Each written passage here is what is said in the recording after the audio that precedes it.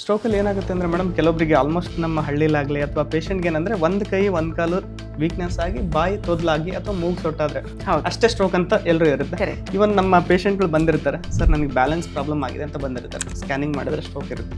Sir ನಂಗೆ ದೃಷ್ಟಿ ಒಮ್ಮಿಂದೊಮ್ಮೆ ಹೋಗ್ಬಿಡ್ತು, ಸ್ಕ್ಯಾನಿಂಗ್ ಮಾಡಿದ್ರೆ ಕಣ್ಣಿನ ನರಗಳು ಸ್ಟ್ರೋಕ್ ಆಗಿರುತ್ತೆ. ಇಲ್ಲ ಅಂತಂದ್ರೆ ಕೆಲವೊಬ್ರು ಏನು ಬಹಳ ತಲೆಚಕ್ರ ಬಂದಿದೆ ಸರ್, ವಾಮಿಟಿಂಗ್ ಆಗ್ತಿದೆ, ನುಂಗ್ಲಿಕ್ಕೆ ಬರ್ತಿಲ್ಲ, ನನಗೆ ಊಟ ಮಾಡಿದ ಪೂರ್ತಿ ಮೂಗಲ್ ಬರ್ತಿದೆ ಬಂದಿರ್ತಾರೆ. ಚೆಕ್ ಮಾಡಿದ್ರೆ ಸ್ಟ್ರೋಕ್ ಅಂತ ಇರುತ್ತೆ. ಸೊ ಯಾವುದೇ ಇವೆಂಟು ಸಡನ್ನಾಗಿ ಒಮ್ಮಿಂದೊಮ್ಲೆ ಆಯಿತು ಅಂತಂದರೆ, ಈಗ ಸುಮ್ಮನೆ ಕೂತಿರ್ತೀವಿ, ಊಟ ಮಾಡ್ತಿರ್ತೀವಿ, ತಿಂಡಿ ತಿಂದಿರ್ತೀವಿ, ಸರ್ ಆರಾಮಾಗಿದ್ದ ಒಮ್ಮಿಂದೊಮ್ಲೆ ಹಿಂಗೆ ಆಯಿತು ಅಂದರೆ almost it is 99% it is stroke unless otherwise stroke.